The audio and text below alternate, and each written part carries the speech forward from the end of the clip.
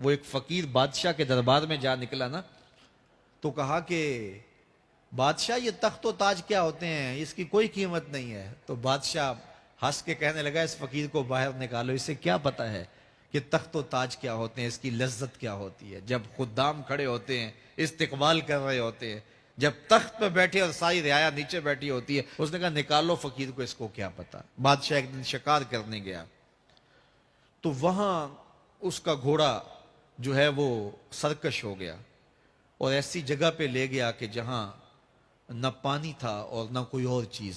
بادشاہ وہاں ہانپ رہا ہے کہ وہی فقیر مشکیزہ ڈالے ہوئے گزرا اور آواز دے رہا ہے پانی لے لو، پانی لے لو۔ بادشاہ کی تو موت واقع ہونے والی تھی، آخری ہچکیاں تھی، تو اس نے آواز دی پانی۔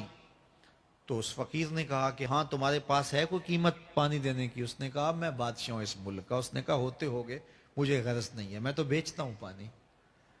اس نے کہا بابا میں بادشاہ ہوں، جو مانگو گے میں دوں گا، مجھے پانی دو، میں مر رہا ہوں۔ اس فقیر نے کہا آدھی حکومت لگے گی۔ اس نے کہا آدھی لے لینا، مجھے پانی تو دو، کیونکہ مر گیا تو ساری جائے گی۔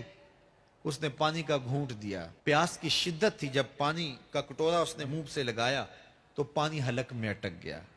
اب پھر دوبارہ مصیبت بن گئی۔ تو اس فقیر نے کہا کہ میں حکیم بھی ہوں، اگر کہو تو تمہارا علاج کر دوں۔ اس نے کہا ضرور کرو، لیکن اس نے کہا میں یوں ہی نہیں کروں گا، آدھی باقی حکومت بھی لگے گی، وہ بھی لکھ دو۔ اس نے چمڑے کے اوپر لکھوا لیا، ساری حکومت لکھوا لی، اور اس نے اس کا علاج کیا فوری۔ جو اس کے پاس ٹوٹکا ٹونا تھا تو اس کا پانی حلق سے نیچے اتر گیا۔ بادشاہ گھوڑے پہ بیٹھا واپس آیا، وقت گزر گیا، عرصہ بیت گیا۔ بادشاہ پھر تخت پہ بیٹھا تھا، وہی فقیر بھیس بدل کے دوبارہ آ گیا۔ پھر اس نے نصیحت کی کہ آخرت کو یاد کرو، یہ دنیا کچھ نہیں ہے، 4 دن کی کہانی ہے۔ بادشاہ نے کہا تو میرا خیال ہے پہلے بھی کبھی آیا تھا، تو نہیں سمجھتا تخت و تاج کی لذت کیا ہے۔ اس نے کہا اس کی کوئی قدر و قیمت نہیں ہے، چھوڑ اسے، آخرت سب کچھ ہے۔ تو اس نے کہا نکالو اس فقیر بابے کو، یہ اس دن بھی آیا تھا تو آج پھر آ گیا ہے، اپنی راہ لے بابا۔ اس فقیر نے اپنے تھیلے سے وہ چمڑے کی دستاویز نکالی جس کے اوپر اس نے ساری حکومت لکھ کے دی تھی۔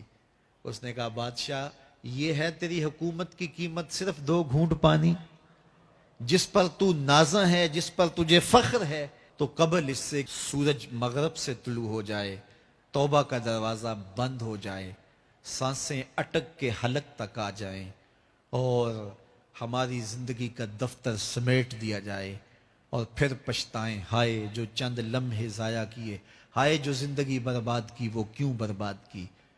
کل کے پچھتاوے سے بہتر آج کا پچھتاوا، زندگی پلٹ ہوگا، وقت پر کافی ہے ایک قطرہ بھی آب خوش ہنگام کا، جل گیا جب کھیت برسا می تو پھر کس کام کا۔